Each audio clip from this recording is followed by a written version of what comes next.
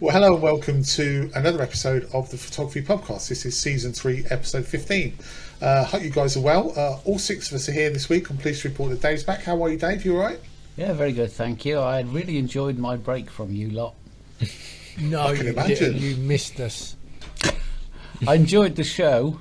I spooled through it quite quickly, though. Did you play it at 2 times speed, or did you just skip? Yeah, just jumped in and out. Completely wrecked your viewing figures. Yeah, that's all right. I pretty wrecked it. You know the tip where you scroll to the end and comment on something in the last 5 minutes so it looks as if you watched the whole thing. Mm-hmm. Oh, you've worked that one out as well, have you? Oh dear, I'll have to bear that in mind when I comment on your guys' videos nowadays. Then. So we're going to be buying more watches soon anyway. Yeah. I don't get that. Buying subs. Oh, what? I thought you said watches. Yeah, that's what I was then. Yeah. Well, what are you buying watches for? Oh, buying subs, by the way. I showed you guys, didn't I? How weird. I don't know whether my phone's listening to me, but literally the day after we edited the video, I got a message from someone offering to sell me subs. And it's actually not as expensive. Well, it is quite expensive if you want to buy a lot of subs, but it's not as expensive as you think, believe it or not. Well, you get quite a few extra subs if you nominate a friend. Oh, do Just you? saying. Oh, okay. I did. I'll be honest with you. I'm going to hold my hands up now. You bought some? No, I didn't. No, I haven't. No. But I did message the guy back to say, "Can you give me more information?" Because, you know, I would have liked to have brought it here to say this is what he said. But he never messaged me back. But I did do a little Google search on it, and it's not as expensive as you think to buy subs. Which is, oh Christ! I think it was something like about 1,000 subs for about 50 quid, which is, you know, reasonable enough. I think you can buy fewer as well. You could buy, you know, 100 subs for $4.99 or something. I can't quite remember, but it's not as expensive as you think. So if you want to start low, build your way up, you know, you can definitely do it. But yeah. Anyway, enough of that. Has anyone got anything exciting to report this week? Has anybody done anything? Nothing. I'll start if you want. I haven't been able to walk all week properly. I played cricket on Sunday. I went to nets on Sunday and I got a cricket ball right on my toe and on my big toe. And today is the first day I've been able to put a sock on. It's been so unbelievably painful. I think what happened is, you know, I'm sure you all want to hear the graphic details, but I think what happened is that the toe swelled and the blood all got in behind the toenail but couldn't get out. So it just, my toenail just went massive, and yeah. I mean, you know, whilst I'd like to be sympathetic, I recall Darren injuring his toe and climbing a mountain the next day or so. Well, clearly in Snowdonia. Clearly, David didn't injure it as badly as I did. He put a picture up of it in his video, and it looked awful. Well, I can't put a picture on mine because it's too big. I can't fit it in.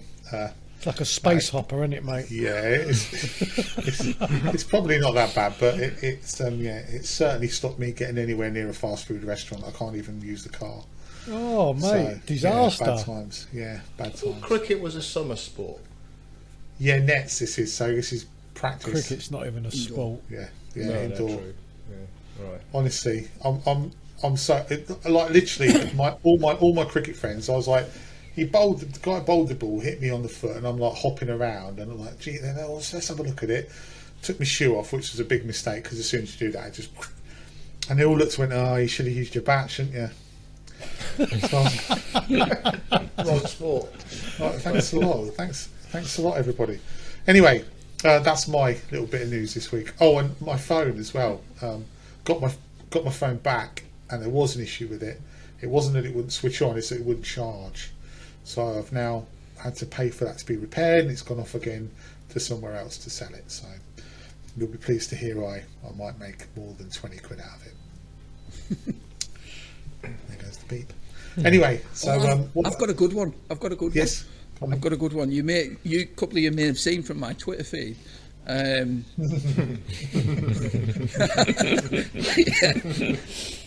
Yeah, so as you can see, I'm, long gone thin on top and cut my own hair now. And usually I'm pretty good at cutting my own hair.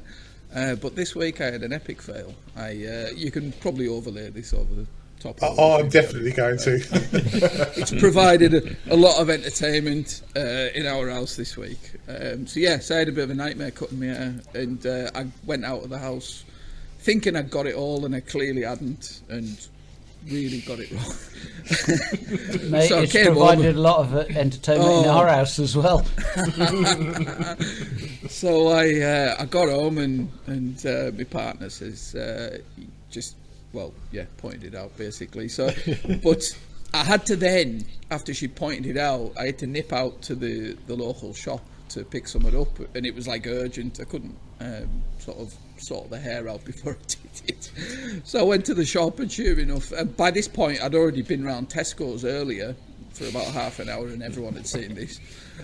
So I went to the shop, and there was a young police officer stood behind me in the queue in the co-op, and he must have waited for about a minute, laughing probably to himself, and he taps me on the shoulder, and he says, "Did you cut your own hair?" And I was like, "Yeah, I know, mate."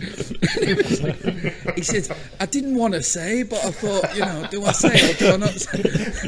And I said, "No, it's all right. I'm fully aware of it." So my back of my head looked like a bad sort of Mr. T impression, I think.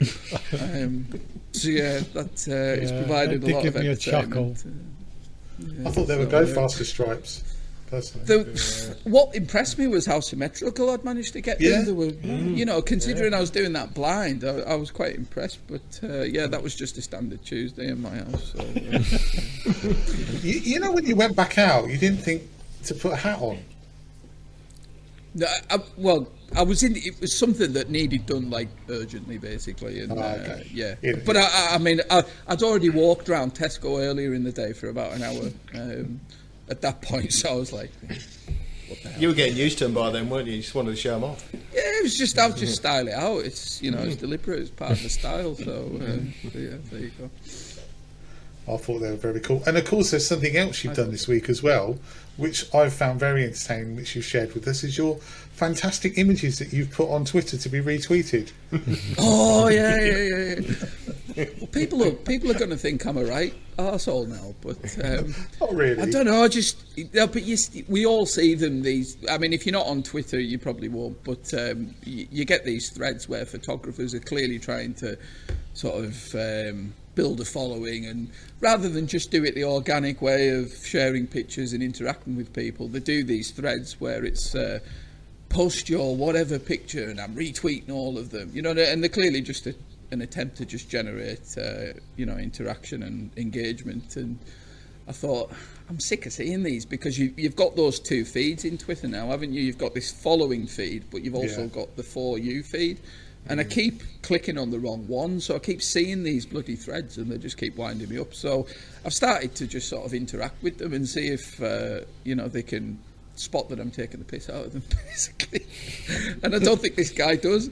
So the first picture I put on, you can put this over the top as well, was it was something like post your best mobile phone shots or something. So I put a picture of the Christmas ham, which I thought was a good one.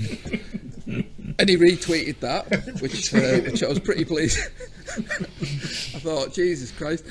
So the next one was something like sunrise pictures or something like that, and I was desperately scrolling through my mobile phone to find like a really shite sunset picture that I'd took on the phone or something, and I found one that when you step outside and you see like an epic sunset, and it's always when you're in the house, isn't it? And anyway, I took a picture from our back street of a sunset, so I put it through the phone and nuked it, put 100 saturation and everything. I just posted this picture, and this clown bloody retweeted it again. So I'm going to keep going with it and see how far I can go before he realises I'm taking the piss. So. What I like about it is that it's your photo from all the ones which he's retweeting. It's your one that's got all the really high caliber photographers commenting on it and saying how great it is. Yeah.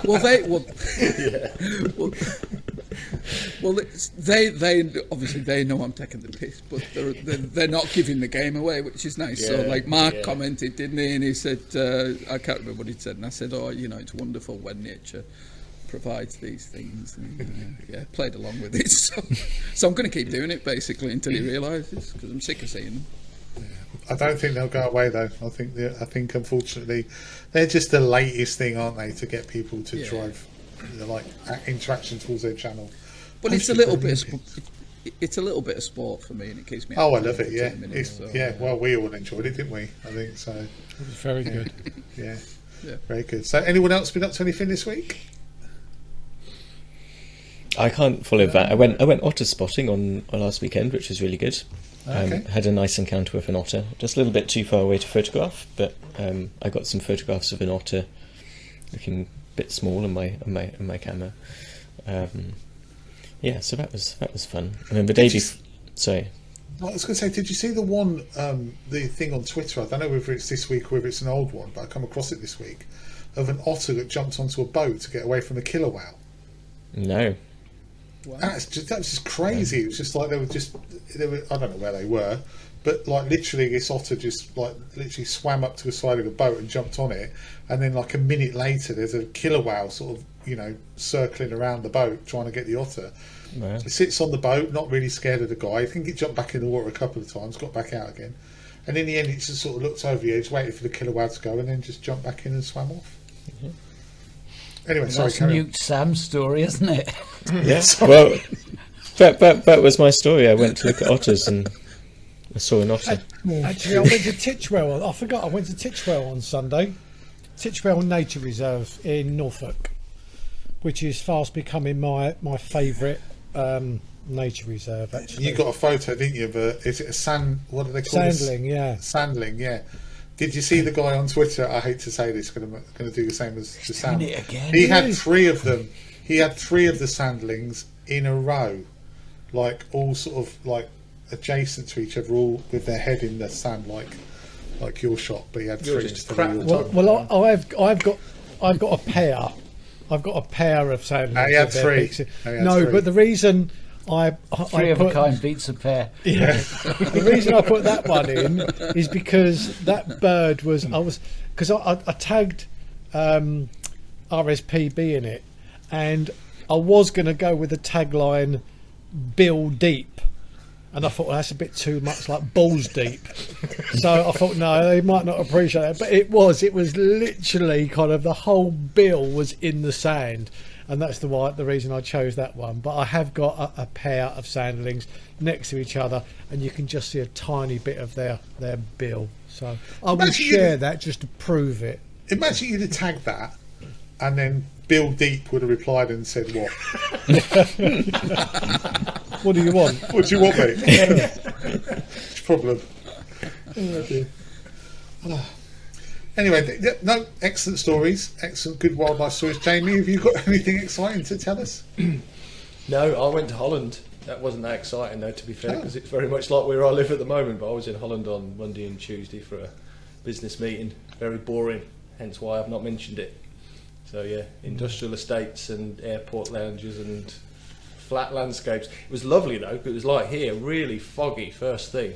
And we travelled from the hotel to the industrial estate, and the views across the flat landscape with the car park? These dikes and the rest of it, and these little lone trees. The difference between the Fens and Holland is the Fens is full of electricity pylons, and Holland isn't. So you've got an actual flat landscape where you've actually got these lovely rows of trees, and they're just in the mist and that. And I was thinking, oh yes, that looks nice, and then ended up at an industrial park for a meeting. So la vie. Did you not take a camera with you? Only my phone, which is a camera, of course. But yeah, no, I was travelling light, Dave. It's EasyJet policy. You see, I can't get anything other than an overnight bag with a shirt in for the next day. That was about it, really. That's annoying.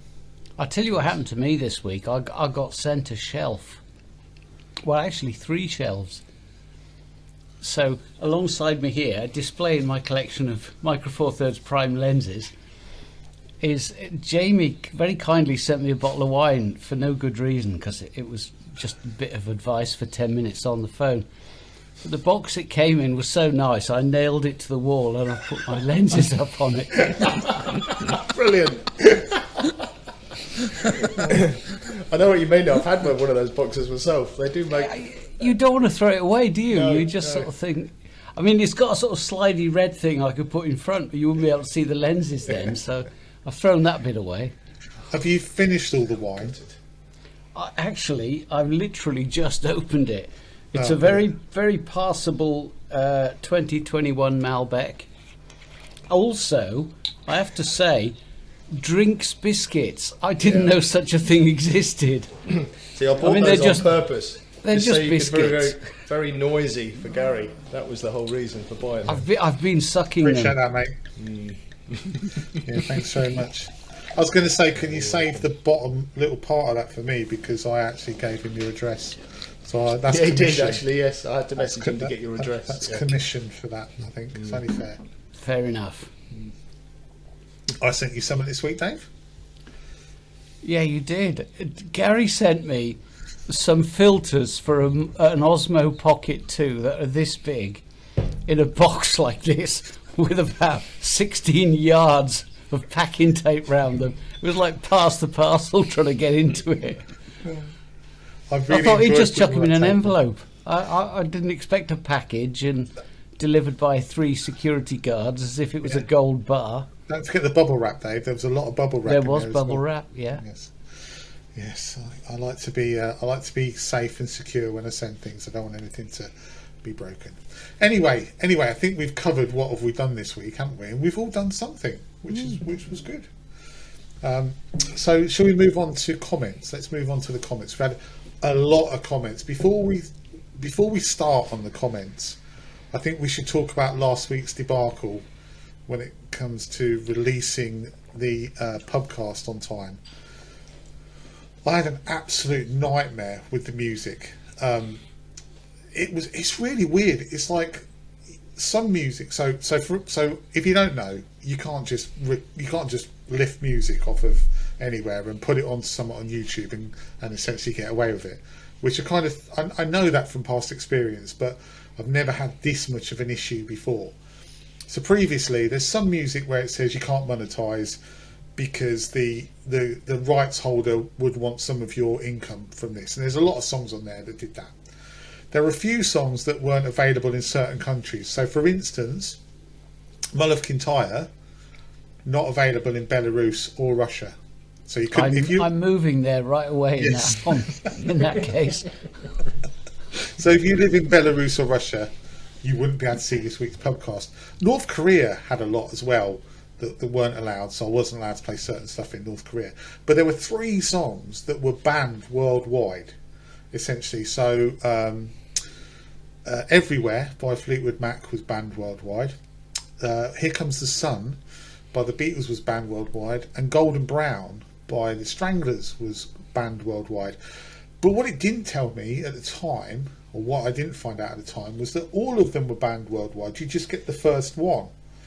Okay, so I take, pour over the video for about, 3 hours, edit it all, spend another 2 hours processing it, and then another hour uploading it to YouTube, and then it goes, oh, by the way, Here Comes the Sun is banned worldwide, so this video's blocked. And you go, oh, okay, go back, take that snippet out and put this is banned due copyright, reprocess it for another hour and a half, re-upload it to YouTube for another hour, and then it goes, oh, by the way, this one's now banned worldwide. And I was like, God. Honestly, by the end of it, I was like, shall I just scrap the whole thing? But fortunately, I only did it 3 times. After I got rid of the Stranglers, it was then okay. But so yeah, it was a bit of a nightmare. So we've got lots and lots of comments about movie quotes, and we all wanted to really do movie quotes, which we will. Jamie, we're definitely going to do movie quotes, but we're not going to put the clips up of the movie quotes simply because of the copyright issue. So, is anybody buying that? Because I heard that Gary was down at McDonald's with a poorly toe. Yeah. Mate, honestly, trust me. Old excuse. I say that I injured my foot playing cricket, but actually what it was kicking the cat around the house, because every time I uploaded, something else was banned. We haven't got a cat, by the way. No cats were harmed. But what I thought what we might do this week is we might go through some of the suggestions of movie quotes, and then we'll get Jamie to act out that movie. I've never heard of them. I can't Okay, act so- out anything I've not seen. So here we go. Let's just go through some of the comments before we do movie quotes. Actually, we'll just mention a few others. We had a comment from Nick Page. It's always nice to hear from Nick talking about algorithms. Martin Lusink said about the Jamie. Do you want to pronounce that? Menschenjunges. Youngers. It means something like baby boy, and the singer welcomes his newborn son into the world and is speculating about where they're going or what they're going to do together until his son has become an adult. That's quite sweet, I thought. Very nice. What else have we got? Let's have a look. Hugh Albon enjoyed the podcast, which is nice. Simon Byrne enjoyed it. Always nice to hear from Simon. Good friend of friend of most of us, isn't he? Yeah. Simon. Never heard Good of guy, Simon. Yeah. Who are you? Let's have a look. Oh, Norris Scott. This one I liked. Your podcast is always the most interesting and entertaining of the podcasts that I watch. So, How many do thank you you. watch? Just this one. Just that's something. Probably. Yeah, well, it takes him all week to watch it. It's so bloody long these days. Oh, don't we go on? Bloody hell. Robin Grant is still chuckling about Bill Withers. You're the one. You're the only one, Robin, but thank you very much. Okay. And then I just wanted to really get down to... Oh, Katie Metahauser says, Gary, you should stay. That's nice, isn't it? Because it was, should I stay or should I go? So it's nice to know I'm appreciated by someone. And Bob Smurf said that my blind was spare no expense. He's a cheeky. He's the one who moaned about my room in the first place, and then I do something about it, and this is what I get. Anyway, enough of that. Let's move on to the quotes. So, Jamie, here's your first one. Let's have a look. Where are we? Slick. I've got to find one now. Yeah, I know. Okay, so you're only supposed to blow the bloody doors off, Jamie. You're only supposed to blow the bloody doors off. Is that good enough? That was pretty good. Yeah. Yeah, and this by the way is from Ginger Captures. So and we're going to need a bigger boat, but I think it's actually you're going to need a bigger boat. Do you want to do that one, Jamie? That would have been mine, actually. If we were going to choose one, that was mine, because I did like yours. What was he, Scottish? No, what was he? Yes, he was Scottish. Go for Scottish. You should just use the same voice for all of it. It's Richard Dreyfuss, isn't it? Or is it Richard Shaw. Brody? Could have been No, Richard Shaw. Oh, Shaw owned the boat. oh, right. You're going to need a bigger boat. Is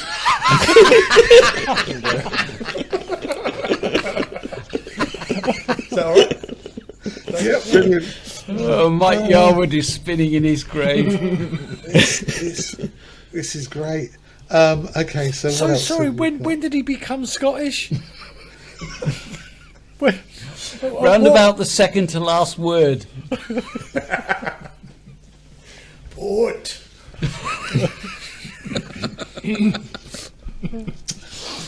Okay, let's have a look. What else have we got here? Nice of you to set me up for this beforehand, Gary. Yeah.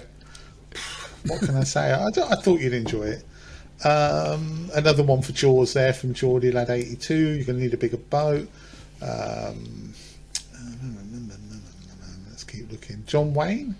That was The Longest Day, but I don't. Do you want to act out that scene in The Longest Day that was well filmed? No, that was from David Skinner. He said that the camera pans across a French village to see the soldiers going through it. A brilliant piece of black and white cinematography, but we can't really recreate. How is that a movie quote? Uh, Doesn't it require some dialogue? Yeah. Normally quotes do, but Was it bang and another bang and a boom? oh dear. This one's good. Here you go. This one's for you. You can do this one, Jamie. All right. Apart from the sanitation, medicine, education, wine, public order, irrigation, roads, a fresh water system, and public health, what have the Romans ever done for us? What a line. Off you What have go. the Romans ever done for us? Yeah, that's the last one. He wasn't Irish.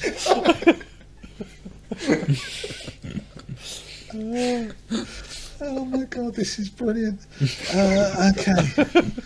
What else have we got? Let's have a look. Life of Brian in Belfast. Yeah. Jamie should have his own podcast doing this sort of stuff. Yeah. Yeah. Oh god. I never saw that one coming. No.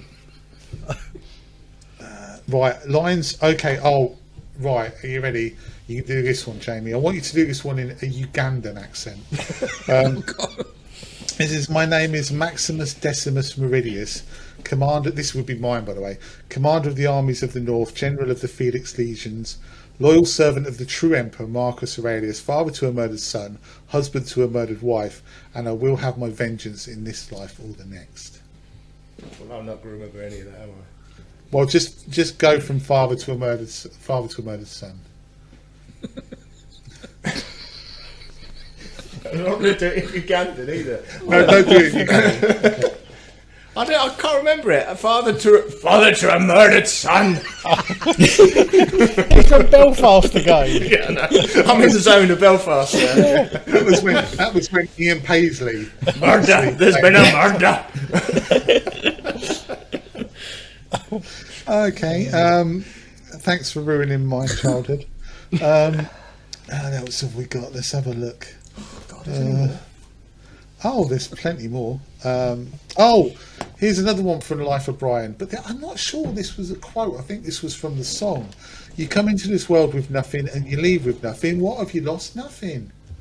Can you do that one? Come into this world with nothing, you leave with nothing. What have you lost? Nothing. Oh, I like that. Well done. That was very good. That was a good one. Well done. I'm sure they're fed up with it now. Okay, let's move on to a topic. All right, I'll tell you what we'll do. We will move on to a topic. But are there any that we particularly like that obviously we're not going to put in? You said a few, Daz. Do you want to start with yours? No, I can't remember him. Oh shit! That was last week. As soon as we finished recording, I won't be able to find them now. But it was like films that I really liked, and all the clips that I sent you. Oh, actually, it was on. I sent them straight to you. Yeah, all the clips. Oh no, I can't find it. It's just links. I can't even say what it was. But I put clips of videos. And it was just like the film. As soon as I watched them clips, I absolutely loved them films. And I know what was in it.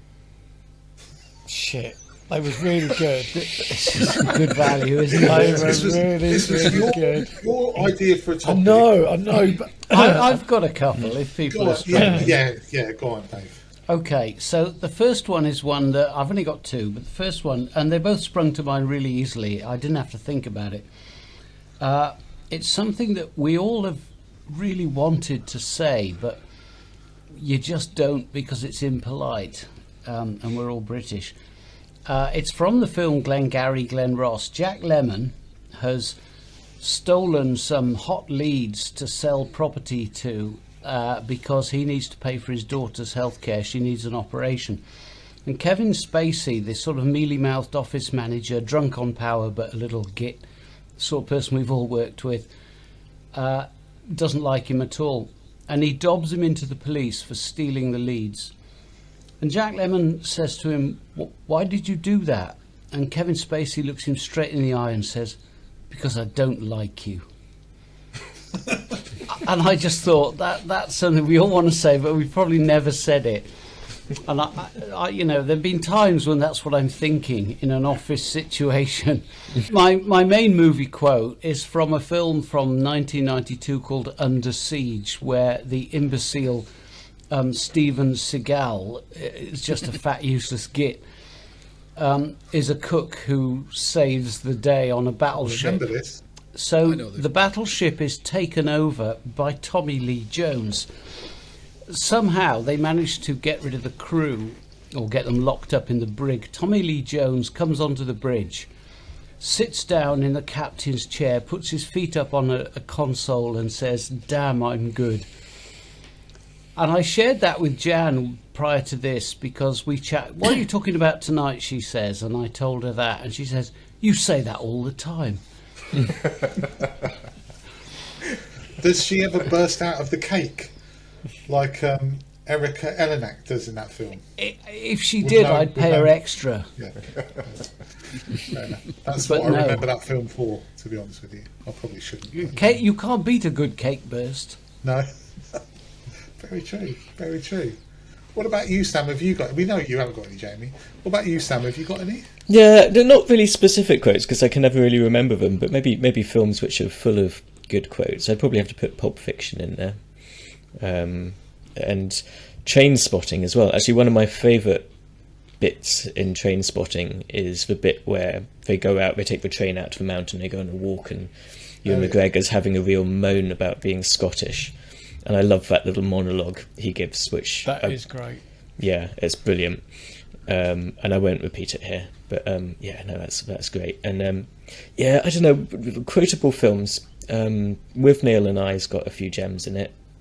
It's one of those films which I think if I watched it again now, I probably wouldn't enjoy it as much. But there's a bit where like they're looking for a farmer, and Richard E. Grant's like. Are you the farmer? And he keeps asking him if he's the farmer, and then the other guy just turns around and he goes, "Of course he's the farmer." I love that bit. But yeah, those are the main ones I think which sprang to mind. Have you seen Train Spotting 2? Yeah, No, I haven't yet. It's surprisingly good. it is very good. Yeah, I was surprised. I thought it wasn't going to be. I thought Train Spotting was a very good film. Really enjoyed it. I thought there's no way they can do anything with Train Spotting 2. It was a surprisingly good film. So, I didn't like Train Spotting. did you not? Hated Did it. you not? Did you? I absolutely love the book. Yeah. There's a lot of films that have come from books where I detest the film but love the book. Silence of the Lambs, for example, the film was an absolute piece of shit, but the book was fabulous. I've got Go on. Sorry, I'm getting sidetracked now. I've got a controversial opinion because I watched the Manhunter recently. Is it Manhunter or Mindhunter? Manhunter, the sort of first film where what's his name, Brian Cox plays Hannibal Lecter, and I reckon Brian Cox actually did a better job of it than What, Professor The Brian Cox? the scientist. the other one, the Scottish guy. The other one. Jane, you can do a really Look good at this impression of him. universe, isn't it lovely? I got the hair for it as well. I ate his liver, and it was You ate his liver? it was marvelous. What about you, Stu? Have you got any? Well, the one I'd written down was Pulp Fiction, like Sam was saying there, that so many sort of quotable bits. The Samuel L. Jackson one's the one that really springs to mind with the Ezekiel 25:17. But I love that one. But the bit that I really like actually is the bit where I can't remember if it's just before or just after he's giving him Tim Roth that spiel in the cafe near the end, and he asks for his wallet back, and he says it's something like "Give me my bad," and he's got all the wallets in the bin liner, hasn't he? And he says, "Which one is it?" And he goes, "It's the one that says bad mother." Fishes the wallet out and it says bad mother. The wallet. But the reason it makes me laugh is because it's one of my favourite bits of the film. But my missus got me a wallet, one of those, what's obviously like a replica one that says bad mother on it, and I loved that wallet. Absolutely loved it. Really good quality leather on it, and I lost it years ago going to a golf match. I've got this awful habit of when I fill up in a petrol station and putting things on the roof of the car while I'm filling up, and then I went through a period of just driving off and leaving things on the roof of the car, and I'd lost that wallet. Anyway, I lost that bad mother wallet, and this Christmas she's finally replaced it, so I have a new bad mother wallet. If I had it hand, I'd show you. So, How much bring it all together. editing? No. How much editing have you got to do on this little I've segment? literally got my pen in my hand. I'm like, right, let me write down the time code here. Right, 36:35. Delete 75 times bad motherfucker. Well, Sam was swearing as well. Yeah, I swore too. Yeah, twice. Yeah, that would be mine. Imagine if you went to the petrol station though and asked them if it were in there, and they pulled out a bag of wallets, and they could have literally, you could have literally said, which wallet is it? And you could have said it's the one that says. I could have recreated the line. Yeah. Do we need to go back to you, Daz? Do we need to go back to you for any more?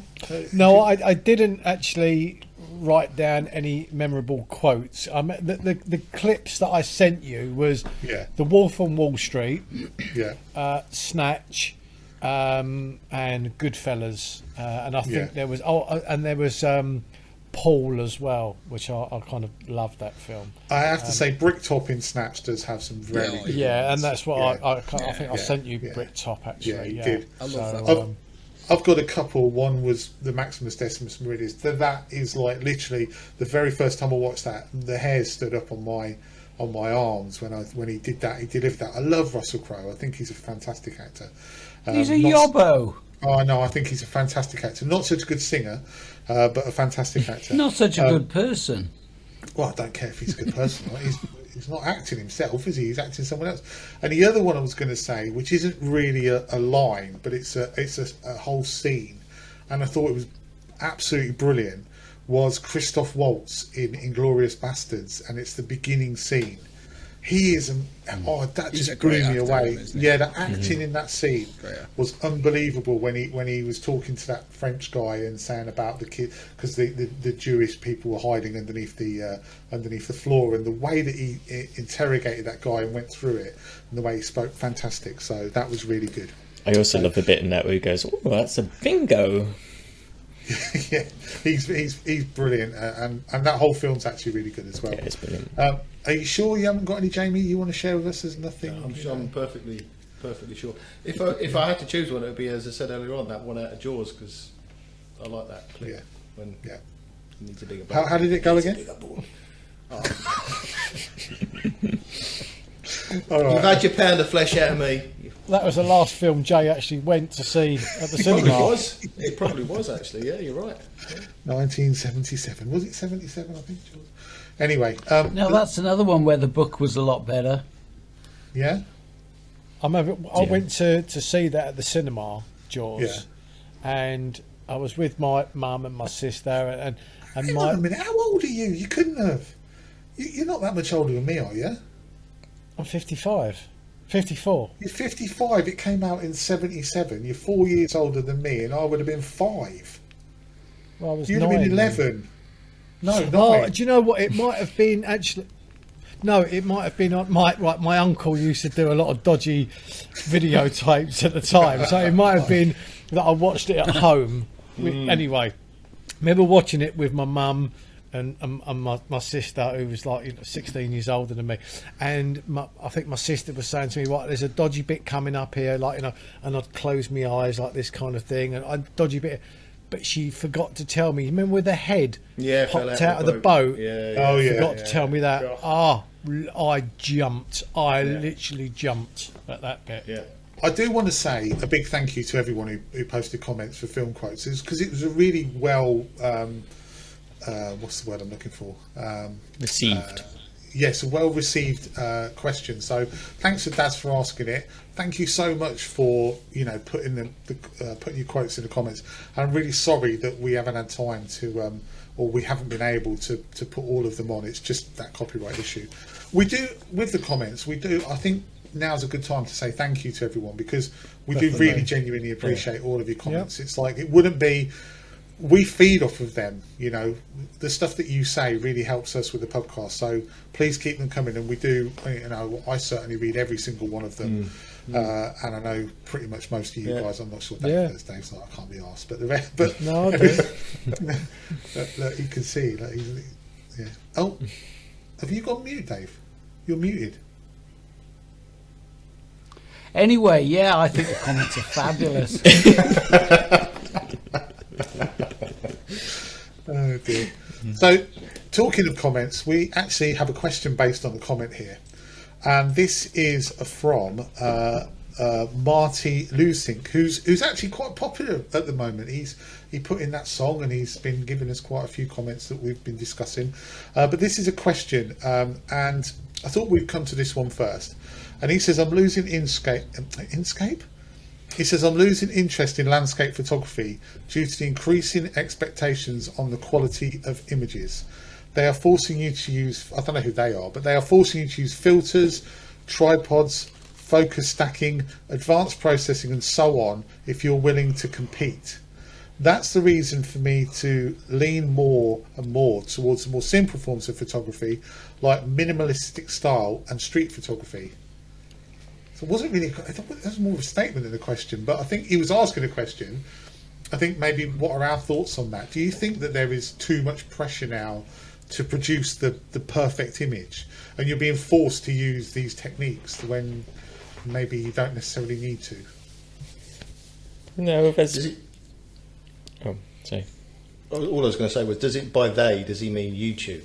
Or does he mean what he watches on social media? Because I would imagine he means social media. Yeah. So if he means like, YouTube and social media, and he means that all of the vloggers or whatever are trying to convince their audience that the best way to take a landscape photography is to consider all of those elements that he put in that thing. But that's just them trying to create content for YouTube, isn't it? It's as simple as that. That's not them necessarily telling the audience that that's how they have to perform to be able to get a landscape picture. So he needs, it's more one of those things is, don't listen to the rules, don't listen to the rule books, go out and experience it yourself, learn it yourself, and then develop your own genre and your own way of taking pictures. YouTube is there for the creator and for the audience to enjoy what they want out of it, but don't take it as read that that's how you take pictures.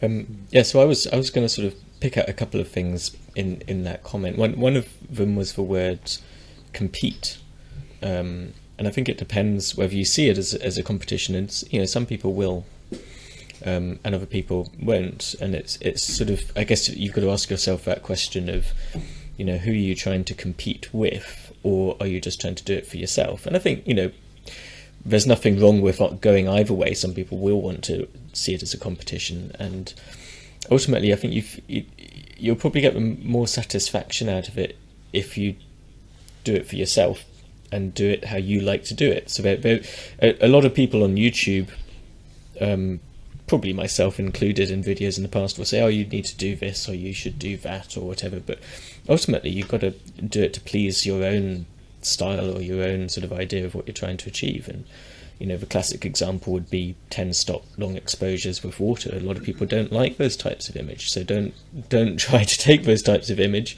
and don't worry too much if it doesn't fit in with what everyone else is posting, because those aren't the types of image that you want to be taking.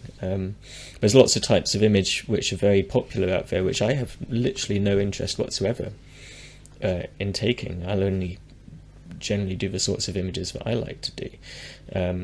So I think you just sort of have to ask yourself, what are your reasons for doing it, and what is it you enjoy taking photos of? What type of photos do you enjoy taking, and focus on that, and don't worry about what other people are doing, or definitely don't worry about what people are telling you to do, unless what they're telling you to do will help you to achieve what it is you want to achieve in the long run, in which case you can take that advice on board. Do you think it's because landscape photography, if you compare it, let's compare it, say, street photography. Street photography is a really broad church when it comes to the different types of almost subgenres within street photography. So it's like I was thinking about this the other day. What is street photography? Because it could be street portraiture, it could be candid photography, it could be architecture, it could be so many different things. And also inside of those genres, you've got so much scope to be creative. You don't have to worry about sharpness front to back. You have to worry about lots of things. You can make it black and white, you can make it high contrast, whereas landscape photography is quite narrow, or it seems to me it's becoming more narrow. So the more I look on social media, for instance, the less variety I'm seeing in the style of landscape photography. Everyone seems to be following the same trends and taking that same shot. And maybe where he's saying about the, you know, expectation of using these different things is partly because of YouTube, but partly as well because maybe when you're out in the field, there may be people who are with you, or you come across who maybe frown upon you if you're not using all of these things because they've been suggested on social media. I don't know, I'm just throwing that in to see if that's a valid point.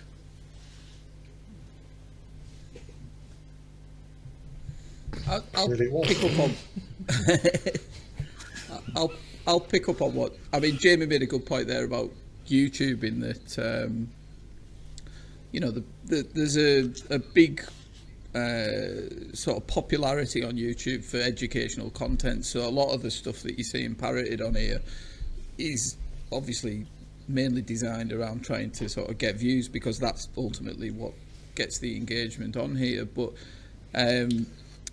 my take on this, more from a sort of practical teaching standpoint, you know, doing a zillion workshops with people, is that what you often find is that people use the technical aspects of photography, things like the exposure triangle, depth of field, hyperfocal distances, all that kind of gubbins, that they can use it as a bit of a crutch to cling on to almost, because it's something that we can all relate to, and it's a nice easy thing, you know, to talk about, and a lot of people are comfortable talking about that. But those things in the broader picture of making good images really don't matter an awful lot. Nowhere near as important as perhaps beginners coming into it think they do.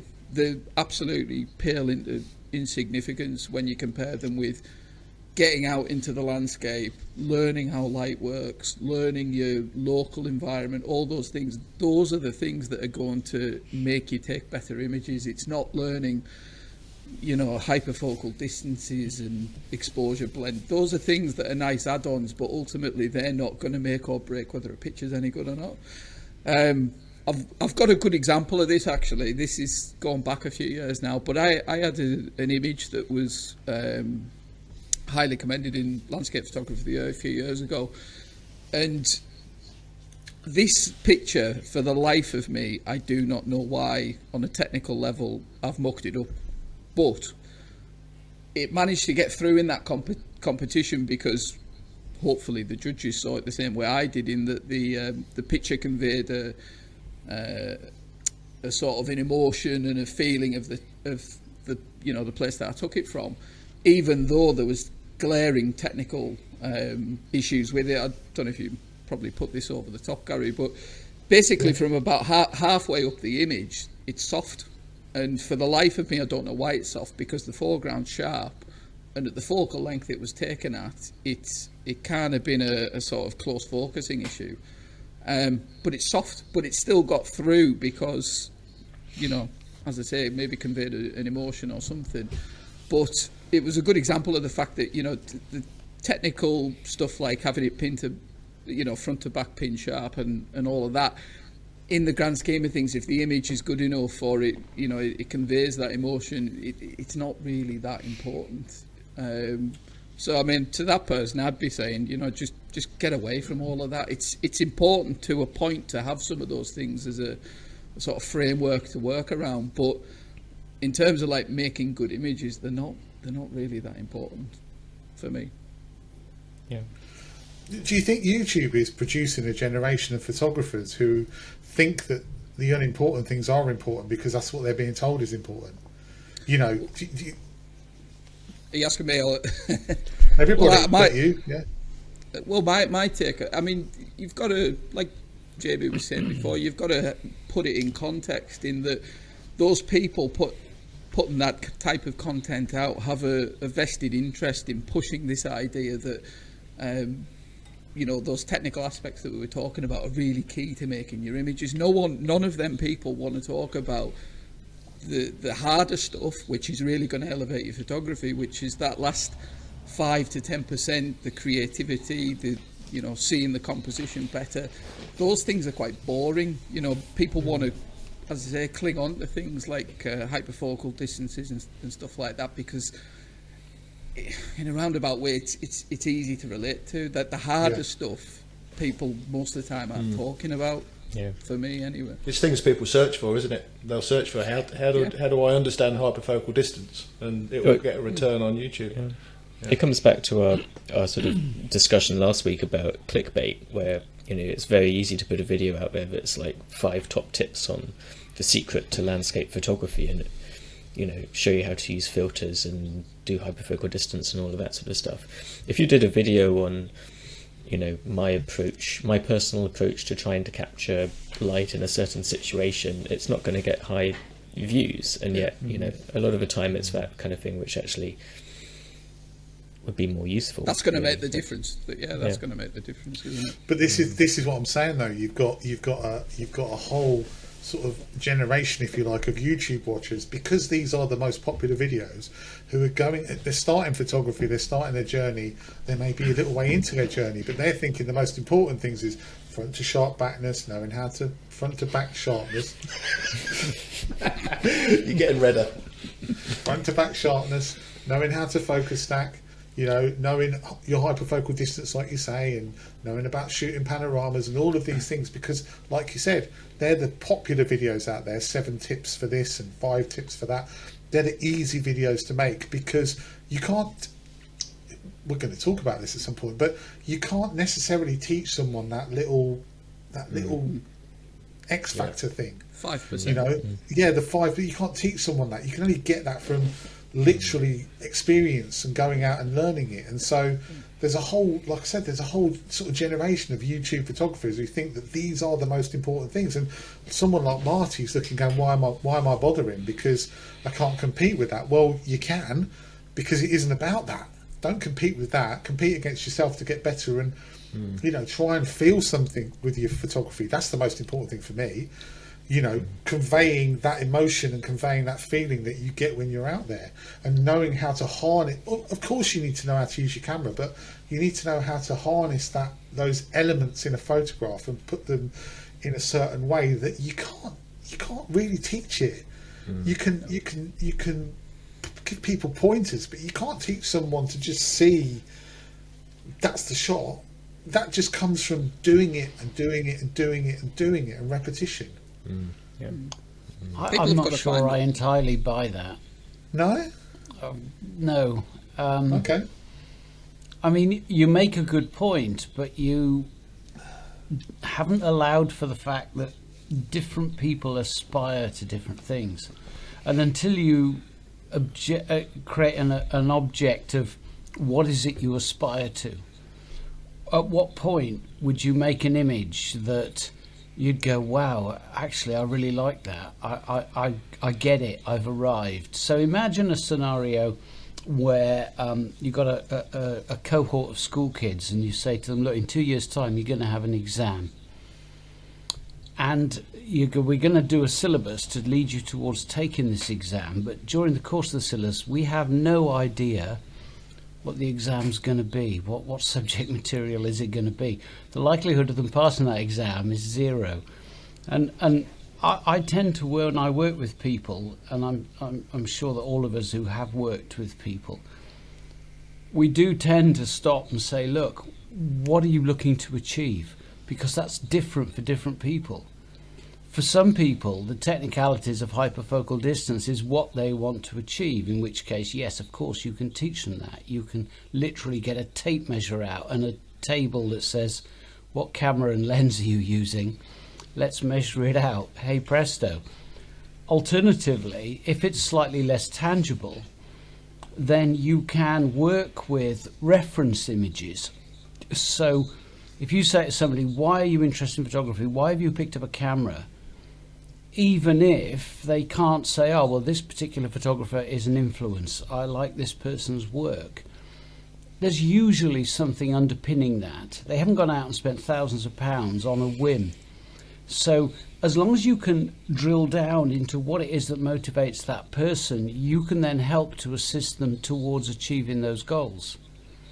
And it always strikes me that that's got to be the first conversation you have with somebody. And so in terms of responding to this particular commenter, because we don't know what his motivation is, but it, you know, reading between the lines, it's that he has shot wide of that mark and thought, oh, I'm not really achieving it. He should dial it back to what it is that he was trying to achieve with landscapes. Forget YouTube, forget 7 tips, forget hyperfocus, all that rubbish. It's about examining yourself and why you're out there with a camera on a tripod or not on a tripod, pointing it at something. What do you want to achieve from that? When I work with people, I often say to them, tell me who your influences are. Just name a couple of photographers whose work has inspired you. And it shocks me the extent to which people can't name a single photographer. And yet, if I said, who's your favourite band? You know, they're like Darren, they got 27. We've only got time for 2, but do you know what I mean? David, yeah, go on, sorry, I rattled on a bit there. No, just adding to your point there, because what you're saying there about exploration and stuff, I mean, it's a great point what you're saying about, you know, people do need to explore what their motivations are.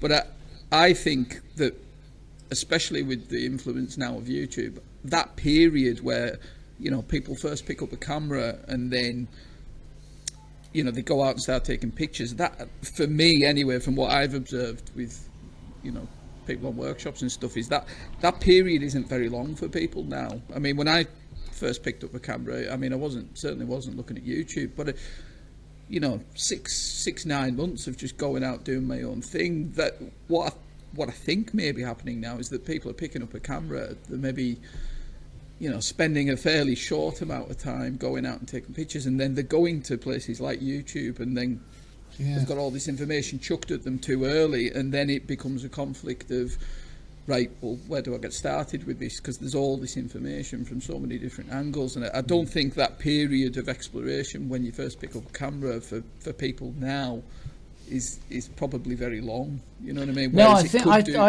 I totally agree with you, but I think if you take, I mean, you know, the example we have, the demographic sample is the 6 of us. I think it's fair to say that we each have an understanding of what we're trying to achieve when we go out to take pictures. Whatever the genre, street, wildlife, an otter in the distance, a mountain, whatever it may be, we are pretty tuned in to what we're trying to achieve. And the technical ability that we have, we deploy in order to achieve that. And I think that if you're a photographer who's in that in between, you've just picked up a camera, you've kind of worked out how to use it, but you're in that development window, and for some it's quite short and for others it's quite long. And I work with people who've been doing it for years and still haven't really buttoned down what they're trying to achieve. When you have a conversation with them and you say, look, what would make you happy with your photography, when you really drill down into that, you can get some insights and steer them towards what will deliver that. And I think we're as I say, we're in a position where we've worked out what we like and what we don't like. And I think that when you're in that hinterland, that transition phase, the problem there is they're chasing these ideas because they just don't know really what they're trying to achieve. So it's new shiny thing syndrome. So what I would say to anybody who's in that position, who's like, well, I'm really not sure, I always say this, is have a look at some really well-known, recognised photography work and work out which ones you like and which ones you dislike, in much the same way that anybody studying art or any other artistic pursuit will usually have a reference point. So if you're into fine art, you might say, look, I really want to be able to paint the Mona Lisa Mark II. And that gives you a direction in which to move. Yeah. But until you've worked that out, you will be directionless by default. You're spot on. You're spot on, right? But this is what I'm saying, is a lot of people, when they first pick up a camera, right, so 20 years ago when you first picked up a camera, you go out with your camera, you take some shots, you might read a book, you might go to a library and look at, who can I look at who's a fantastic landscape photographer? Oh, here's Ansel Adams' book. I'll look at that. That's influenced me. I'll go out and try and do it again. And I get that totally. But nowadays, you pick up a camera, you go, right. Nowadays, your sink busts, you go on, right, YouTube, how to fix a sink. Right? You pick up a camera, how to take photographs. The first thing you're confronted with is 7 tips to take a great photograph, 7 ways to to have a sharp, photo. Why front to back sharpness is critical. And so you can say, sit there and go, right, what, you can say, ask somebody, what do you really want to do? But you're not there to ask them, and they sort of fall into this YouTube thing, and then they're told almost what's the thing to do. And it isn't. But that's my point, though. People should dial back from that. They should. And quiz themselves, and then seek the answers to those quizzes. Absolutely, you're spot on with that. They should, but they don't. They well, I can't help that, can I? I mean, crying out loud, what you want? No, but that's the problem this person has, is that it takes a lot of self-reflection to be able to do what you're saying, because it's right. I totally agree with you. People don't do enough of that. But like Gary's saying, the first place people go to, whether it's learning photography or DIY or whatever it is, it's straight into YouTube, and then as he's saying, you're confronted with all this information, which 90% of it isn't really going to get you taking better pictures. A lot of the time it's just technical spiel that in the grand scheme of things doesn't matter. Well, that's my next video, isn't it? 7 tips for navel gazing. But Dave, imagine you should put out a video saying, don't watch this, I just have, if you don't butcher this edit. This is going to be the go-to video for how to sort out your photography. What about you, Dan? So have you got an opinion on this? Because you've been quite quiet, and I have worried you dropped off a couple of times. No, not really. I'm not going to add nothing to this, because it's been quite interesting just actually listening to you guys. So, no, and I'm only going to regurgitate and just echo with what a lot of you have said anyway. So, okay, so basically what we're saying is try not to worry about all of this stuff, Marty, just focus on what you want to achieve from your photography, and if you can reach that goal. I have this saying, and I've had it for a long time. I say it to my daughters all the time. Right, when they go, so and so's doing this, I say, listen, don't worry about them. Worry about you. If you're happy, that's all that matters. If something they're doing is impacting on you, all right, make a big deal out of it. But if it's got nothing to do with you, if you're happy with where you're at, then great. And if you're not, then do something about it. But don't worry about what so-and-so's got. I will just come in now, though. Yes. Do you actually take your own advice? Of course I don't. Right, I don't take my own advice. But the thing is, though, he's got 7 tips for being a good dad. Out next week. I think I'm going to put a clickbait title of me skipping through the sand with my daughter. I think the answer to this comment is problem is to contact David or Stuart, who will take them through a workshop and find that direction that they're looking for and guidance that they're looking for. Link in the description. Link in the description below. Yeah. Or of course, if you're watching this in 2 years' time, come on the Pubcast workshop where we'll give you a free T-shirt. Ooh, thinking ahead there. Nicely done. Yeah. I hear the photon's lovely in 2 years' time. Anyway, I think we cleared that one up. Shall we move on to another one? Let's move on to something a bit more Daz. All right, so let's talk about something else now, shall we? Let's talk about something that Daz can get involved in. It's getting old, Daz. We're going to talk about getting old and ailments. Ailments. So do you want to? You sort of suggested this a little while ago. So do you want to talk about it? Oh well, ailments for me at the moment are just the Pubcast would go on exactly. It would go on far too long, mate. Honestly, I was on a job. The last job I had was a whole month working in a really cramped loft space, all these cottages, and I've had aches and pains that I didn't even know existed every part of me, my knees, elbows. I've got tennis elbow at the moment, my back, everything. I'm falling to bits. But the reason I kind of asked this question was because when I went to Derbyshire the other weekend, and me and Gary were joking about how steep this kind of hill was. I wasn't joking. No, That's and why it you didn't was show up. seriously steep. And I'll be honest with you, as soon as I got back from that trip, I bought another tripod. I bought a smaller tripod. Because I thought, Should have bought a Zimmer, mate. It would have been cost effective. I've got to start choosing my equipment for the locations that I'm going to. And that was the reason I kind of asked this question. With us getting Stuart as an exception, and Sam's definitely an exception. But I'm thinking, the older we get, do we change our mindset a little bit about photography, or our equipment about photography? Dave might be able to answer this question quite, because Dave has chosen his camera equipment for the mountains. So in answer to your question, yes. Thanks, Dave. What was the next topic, Gal? Go on, Dave. Well, I mean, I know it sounds terrible, but actually I don't have any ailments. Apart from sometimes being heavily overweight and then making an effort to lose it again. I don't have aches and pains or what have you, but I decided to go down to Micro Four Thirds because I knew that at some point I would. And so far I've managed to stave it off. But generally speaking, I've got no right to it. I think I'm the oldest person here, and call a spade a spade. I'm in decent shape, considering, because I've got no right to. I mean, I've lived a life of debauchery, so I've had a good time, and I'm not paying a price for it. Apart from a string of divorces and children I don't know and all that sort of thing. As he literally drops down dead. Yeah.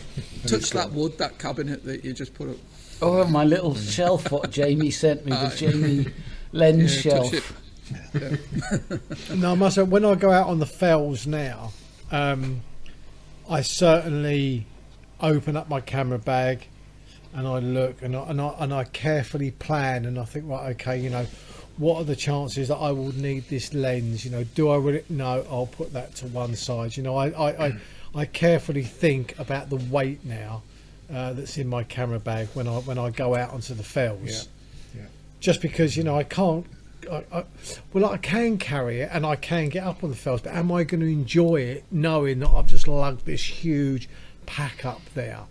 So I will sacrifice, a few elements in that camera bag to make it a little bit more enjoyable. Whereas perhaps 10 years ago, for argument's sake, obviously, I would have thought, no, I'll just throw that in, and it wouldn't have bothered me. I've totally changed in the last 5 years. So 5 years ago, I would say we stood at the side of a lake looking up at a fell, thinking, I might not make that, and then not bothering. And now I look up and go, yeah, I'm definitely not going to make that, and then don't bother. So it's pretty much, there's a marked difference from how I used to be. Well, sorry, I know I'm butting in again. Sorry, I've said to you guys, I'm seriously considering buying a 600mm prime sooner rather than later. And the reason I'm thinking about that is because I'm thinking in 5 years' time, I won't be able to bloody carry it. So if I don't get it now, I'm never going to use it. So I'm thinking, why am I waiting until but I mean, come on. The equipment you shoot at the moment, a 600mm prime, is like the barrel of a T-72 tank. If you switch to Micro Four Thirds now, a 300mm f4 Pro, it's about that long. No problem. Yeah, and there's a guy, Simon Erdley. He's a really good wildlife photographer, and I think I mentioned this on the Pubcast a little while ago. And he moved from Nikon over to Micro Four Thirds. He went to the OM1 system, and he's moved back again because he said, like, and he said, I can't fault the camera. Absolutely love the camera.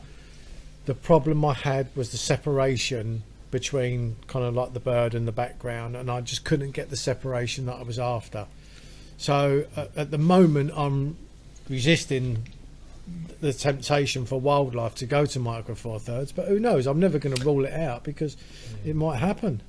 Have a look at Tesney Ward's work. I mean, she might have changed back again for all I know. I've not checked recently, but she was similarly. She went from Canon to she then became an Olympus ambassador, and for that reason of she just wanted to save all the weight so she didn't have to carry her 500mm prime around. And she used to be an athlete as well before she took up photography. But have a look at some of her work that she's done with Olympus, because she has done some stunning wildlife work with Olympus as well, and it is possible. Honestly, there's a few people that I watch on YouTube that I've moved over. So, you know, as I say, I'm certainly not kind of ruling it out, and this guy was certainly not dissing the camera.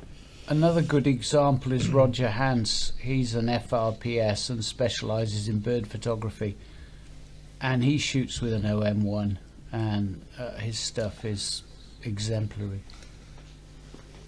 Just bringing it back to old age ailments is one of the things that Piles, I thought that was the topic before we went on to bird photography. Piles is something that I've always suffered from, but that's Jamie. Yes. In a Ugandan accent, please. Stop it. But things that you're talking about are things that will, like aches and pains and being able to get up a fell or not, is just, that's just victims of just getting older. But things that you can't control are things like arthritis. And that's what I suffer from. I thought you was going to say bowels. I was going to say bowels as well. That's something I can't control at the moment. No, but arthritis is what hits many old people, and you can't do anything about it, really. It's I've got arthritis in my toes, and it's meant that I've had to go out and buy wide fitting shoes just so I don't have, so I can walk around without bloody pain in my feet. And that's just something that you have to accept and get on with in old age, is that sometimes you've got to adapt to what your bones and your body are telling you you've got to do. And that's I literally last week went out and got some wide fitting shoes because I've got some really comfortable boots that I absolutely love. And I can't wear them anymore because it just bloody hurts me to walk. So how's your carpal tunnel? I still suffer from it. So, Yeah. But I had one operation, as you know, and I meant to get the other one done, and I've not got around to it. But I still suffer. I'm just putting up with it, if I'm honest. It's just one of those things. It doesn't stop me doing things. What the symptoms were? Pins and needles in my fingers, more than anything else. I only suffered from mild. Where are you going with this, by the way? Because I'm getting pins and needles in this hand. Yeah. Pins and needles. Numbness Yeah, absolutely. in these fingers. Saves you having to sit on it for a while. I thought that was where he was going with it, Dave. But yeah. No, because I'm getting pins and needles, and it's like I'm sort of like literally clutching at straws, because it's either like the circulation due to heart condition, which can't rule out.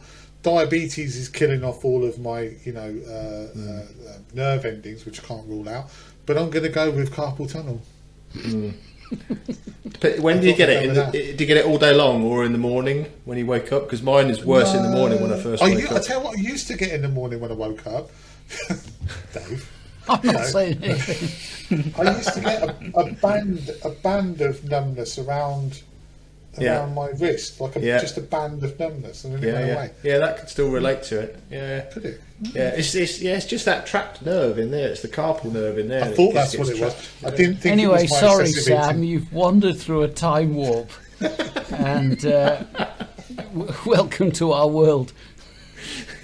Yeah, if there's any young photographers out there who want to start up a podcast, then I'm available. Yeah, we'll come to you one day, mate. Owen, come on, we can do it. I see Owen's back taking photos again. Well, Hello, Owen Owen. messaged me the other day. Yeah, he came out with me. Yeah, and he said, He said he's really enjoying the Pubcast at the moment, and he said if you're looking for a reserve, he said count me in. So I said, right, Yeah. you're first reserve. Okay. So Yeah, he said the same to me. Yeah.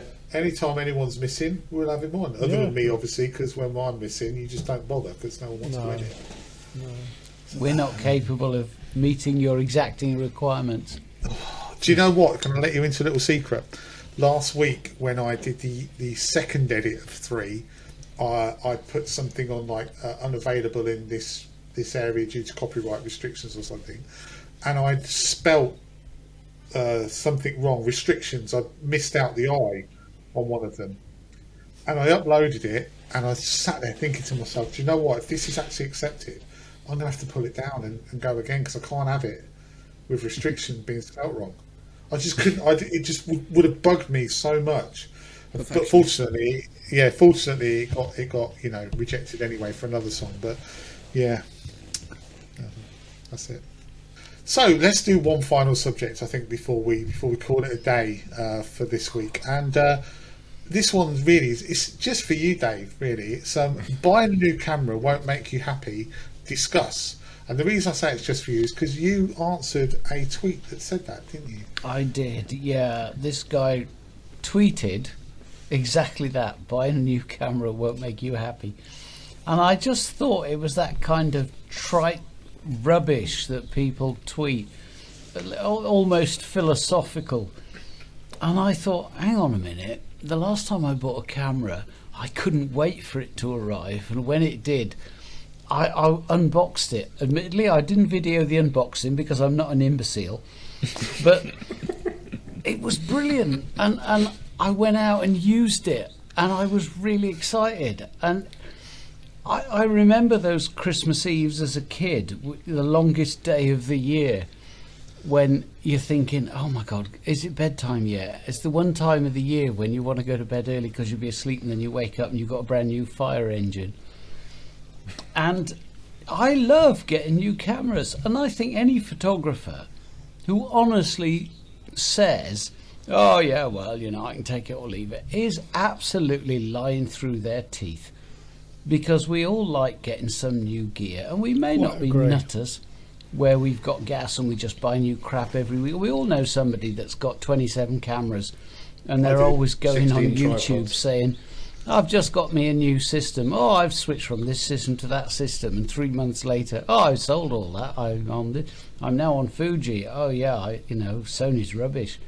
And this time next year they'll be back on Sony.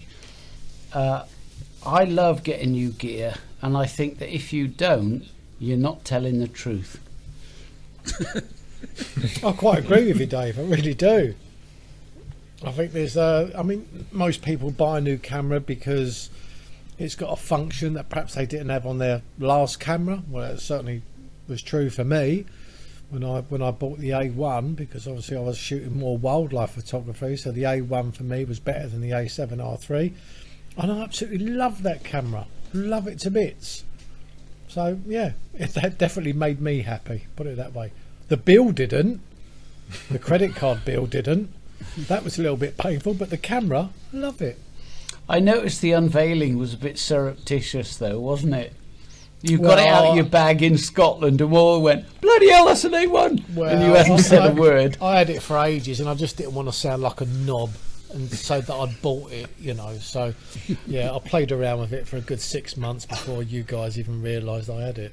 I'm very much like you, Daz. If I'd have got a new A1, I would definitely have not had a video out the first week. Go, look at my new A1, everybody! Look at that, you mothers! Out with someone else. 30 frames per second. Come on, let's have it. The thing is, though, that's kind of wasted on me because I don't shoot at I've actually disabled, or I've not disabled it. I've not activated that 30 frames per second. Because shooting wildlife, if you're out for 5-6 hours, the painful thing with wildlife photography is coming back and sifting through all of those photos. I went out the other day and I shot 350 photos, and I was chuffed to bits that I'd only shot 350, because the week before, when I was in Derbyshire, that was 1,500 photos I shot that day, and it took me pretty much 6 hours to whittle that down to like 100. And then the next night I whittled that down, and I ended up with like about 8 photos that I chose out of 1,500. Mate, if I'd have taken that many photos on my computer, it would have taken me 3 days to get them on it. My computer now, it doesn't recognise any drives at all. It's like any like this. You see this? This is a lovely little thing, right? Look, it's a Kiwi Bird SD card reader. My computer. Do you recognise that? No, I don't recognise that. Now what I've got to do, I've got to put it on another computer. I've got to put it on a laptop.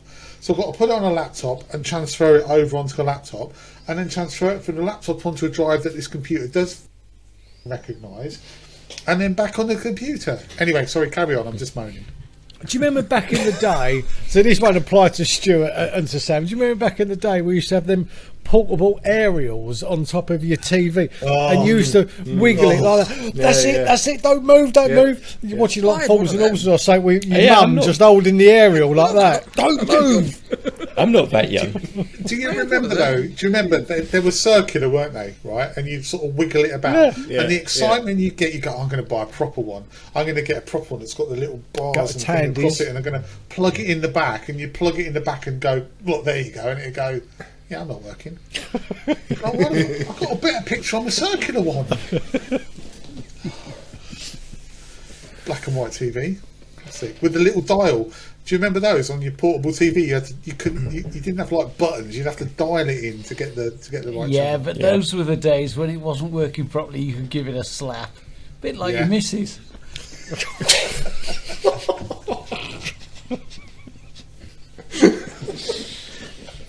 I'm leaving that one in.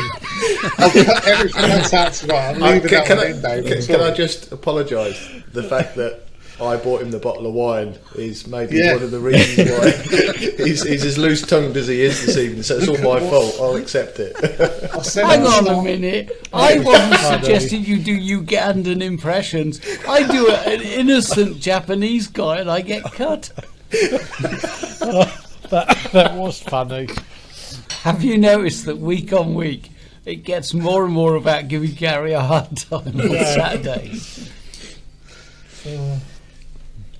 No, I think I ended up with saying some people just change systems because it's kind of in vogue at the moment, you know. That's very true, Daz. It is. What do you think about that? Very true.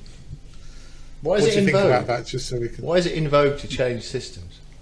Well, I think sometimes, you know, you might see I don't know, like a big YouTuber, for argument's sake, that might change systems, and then all of a sudden you see a lot of other people that are on YouTube and they've changed systems, and it's almost like a coincidence. But what if the system they're changing to is better than the one they've got in their opinion?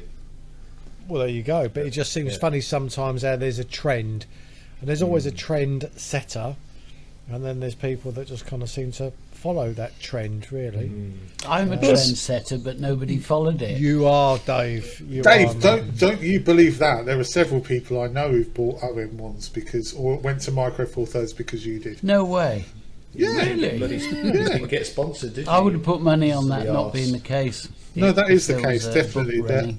I have spoken to at least 2 people who have said to me Really? that they went to Micro Four Thirds because you went to Micro Those Four Thirds. bastards at Olympus wanted nothing to do with me. Yeah, I know. You could have got commission off of that, Dave. Not Yeah. a bean. Not a bean. I know. It's very sad. Olympus, if you're watching, you know, if you can make it up to Dave by sponsoring the podcast. Just saying. Although I know, obviously, Nick Page. I mean, Nick's gone Canon. back to Canon. What, was he with Canon before? I think Sony. he was with He Canon. was, yeah. With Yeah. Canon Canon before, and Sony wasn't he? and- Then he went to Sony, and now he's gone back to Canon. And I mean, since he's had the R5, he's been shooting some wildlife as well. And oh mate, the guy is so good. Whatever he does is good. The thing is, though, when you jump systems, It's it's not just about I've got a new camera or I've got a new lens or whatever. I mean, it's a whole ecosystem. I mean, I can't imagine completely migrating to a whole new ecosystem. I would hate that. Absolutely hate it. I love getting new Olympus gear, but the thought of binning all this lot off and starting again from scratch with Canon or Nikon or whatever, not in a million years. It's like, I'm sorry for laughing, but I'm just waiting for Dave at the end of any sentence to go, I love you guys. I do know. No chance of that, mate. I mean, I would move, moving from, it's about ecosystems and stuff, but I love you guys. Well, not that bad. I've had worse evenings.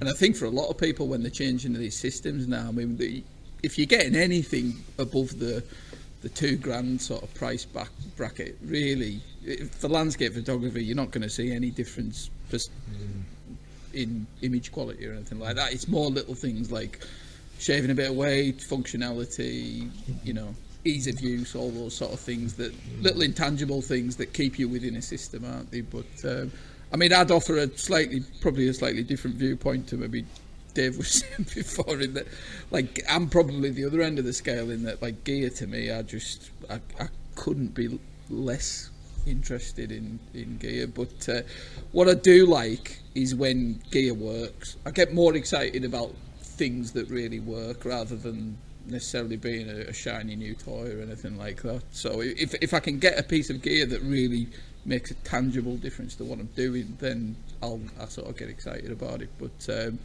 what I would say though overall is that anything that gets people out taking pictures and a new piece of kit or whatever it is, if it ignites a bit more enthusiasm in you and gets you out of a bit of a lull or anything like that, then it's obviously a good thing, and I certainly wouldn't knock anyone for doing that. But just for me personally, like, new gear I get more excited about spending money on a trip or something like that than any sort of piece of gear. I think that's a really good point. I mean, if somebody said to me, what piece of equipment do you use the most for landscape photography, it would be the OS map of Snowdonia.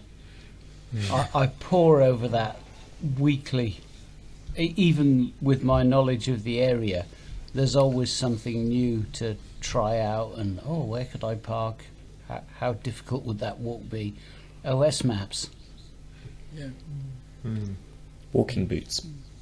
There you go. Yeah. Yeah. In Jamie's case, great big wide ones.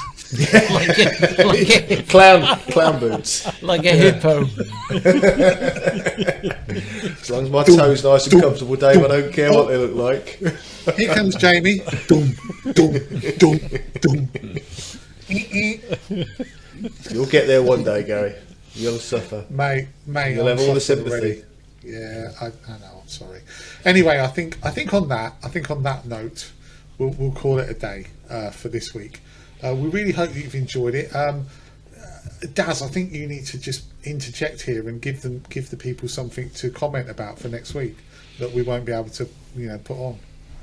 No, because every time I do, you bitch and moan about editing's too difficult. I've come up with some great ideas, but just because you couldn't be asked to spend 12 hours editing last week, you know what I mean? So, what can we do? Or can we end it right now? Because Dave's just poured another glass of wine. And if we go on for much longer, then it'll all be cut anyway. So... Yeah, so thanks for watching this week. And see you later, guys. Bye-bye. Stay tuned for Pubcast Out of Hours, where Dave slags everybody off. The Christmas blooper reel. Pubcast lock-in. Yeah. We did that, we did a Pubcast lock-in once. Maybe we should do it again. I think what we should do, by the way, is, we were talking about this literally before we started. Next, for the very last episode we do of this season, we should just drink shots every so often and just get absolutely smashed. No way. And come on. I'll do that. Come on, Daz. I don't drink spirits. How would I get home? I told you we should have ended this 5 minutes ago. Anyway, thanks ever so much for watching. We'll see you all next week. Goodbye. See ya. Bye bye. See you. Bye bye. We're still on his chair. So Give it time.